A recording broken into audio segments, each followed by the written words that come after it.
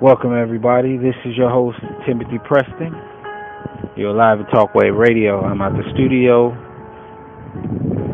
broadcasting live from my droid. Well, ladies and gentlemen, we've had a very interesting week. It's been a while since I've done a show, 8 days. I've just been watching a lot of news and just depicting some things, and I've been doing a lot of research. There's a listener, he's a listener, and I listen to his shows, and I've been wondering where he's been, and I understand why people are starting to really feel like they're feeling. See, it's not just I don't know. It's not that people lose hope. It's just people, I guess we need motivation. But that's neither here nor there. Bad beginning, but I was wondering, I was watching this whole thing going on in Chicago with these teachers. I was really wondering what could possibly be the problem.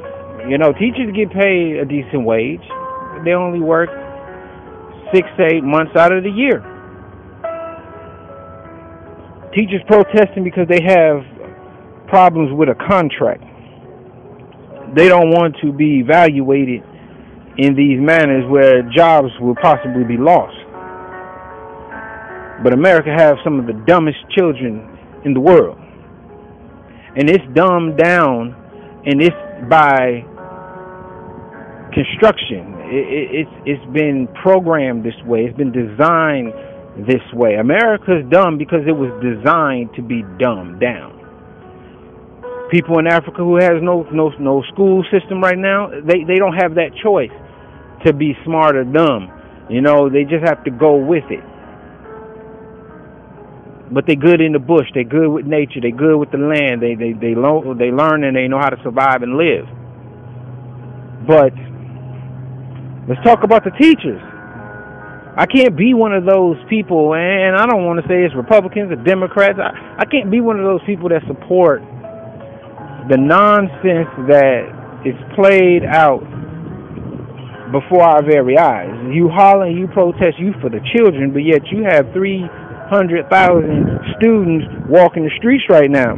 You have 30,000 teachers protesting, hooping and hollering in the streets, and a lot of them didn't go to the protest. They went to go shopping, and they went to go lay around and hang out because I'm sure in some form of fashion in their contract they're still getting paid for this. But you care about the teachers, you care about the students so much, but you're willing to leave them out of the system. Get mad because now they're trying to put in the contract, well, you got to work an extra hour so to make up this time, and then you still want to hoop and holler about that. But America has some of the dumbest children. And I'm talking about the white children, the black children, these Indian children. We have a lot of people who come over here from overseas to go to school here.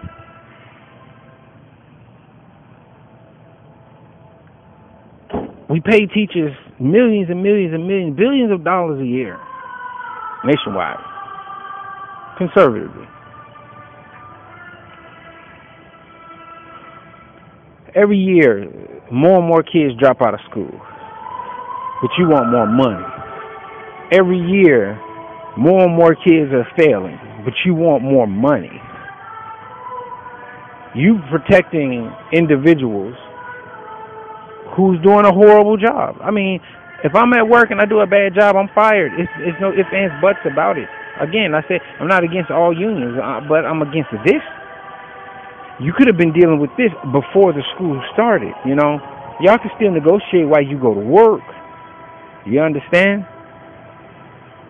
So I scratch my head and I wonder, what is the point in all of this? And then it falls right when the banks are about to start just pumping more money, bringing down the value of the dollar. our economy is in a horrible predicament, but you want to protest because you want more money, when you got millions of people who ain't getting no money, not getting food stamps, not getting TANF or some other financial assistance, they're not getting medical, they're not getting anything.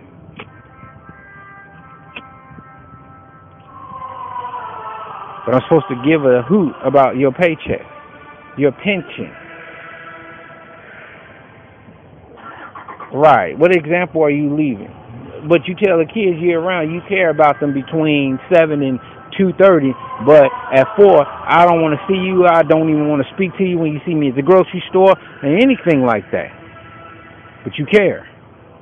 To me, it don't seem like you care. You care about your bottom line, not the student's bottom line. I can't believe that this country has come to this.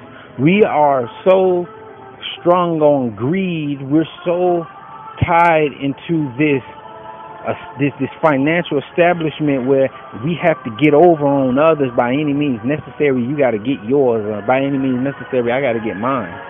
What sense does that make? That same mentality is what got us in the predicament that we're in. Okay? You got Zionists, you got Muslims, and you got some backwood Christians, all these different groups, and you got your Masons and your Northern Stars or Eastern Stars, whatever it is, Illuminati, globalist bull crap going on. You got all of these idiots that get involved in the system, destroy the system, build the system up to benefit them, but hurt the mass majority. But we're supposed to support that.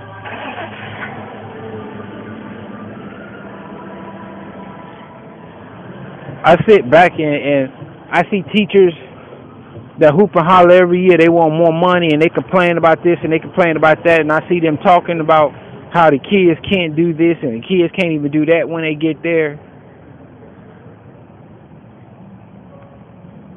But these are the same ones that run around and hang out in the hood, and it's horrible what I'm seeing, ladies and gentlemen. I don't know what you're seeing, but what I'm seeing, I don't think nobody deserves any of this. We need fundamental change, not this corporate globalist change, these fake Tea Party changes. They got a documentary on YouTube, on Netflix, letting you know this now. It's about the Tea Party, how big mega corporate rich folks made Tea Party just to trick these individuals.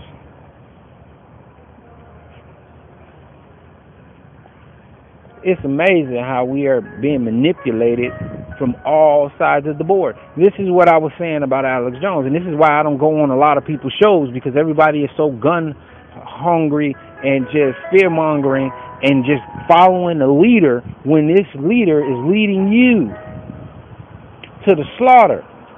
See, Alex Jones is that he's that goat that leads the rest of the goats to the slaughter. He's that sheep that leads the rest of the sheep to the slaughter. He steps to the side, get petted, gave some extra food, and he goes back in his pen and hoop and holler until it's time to rally up the next group and take them in for slaughter. I told everybody, don't go signing up for all the stuff you see. It don't seem right. Now look, you getting all kind of crazy emails. A fellow brother in this fight that was doing the show, he was wondering why he started getting all of these suspicious emails. It's because Alex Jones people sold that information, gave that information away. I told you guys, you can't be syndicated and be able to speak your mind. You speak what they tell you to speak. They give you the okay.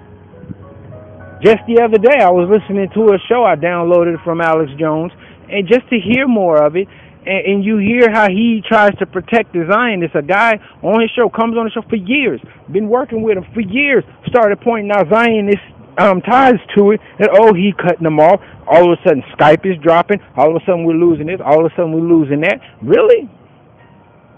So I sit back and I laugh, but I see how it's crushing individuals, how it's hurting individuals. I'm going to update my website, and I'm going to put all of these ties on there so you can see some of this information. And I'm not bashing Alex Jones. Get your money, man. Do what you got to do, because everybody has to do what they got to do. Some choose to go down the right path and do real good and real compassion in their work, and you have some who does it to get the money, to be famous, to have the celebrityism, to have whatever, and to have the luxuries and the bells and the whistles. Get to drive in the nice Jeeps and the nice trucks and shoot your nice big guns. But eventually they will exercise your tail right on out too, which they are in the process of doing, ladies and gentlemen. Just watch.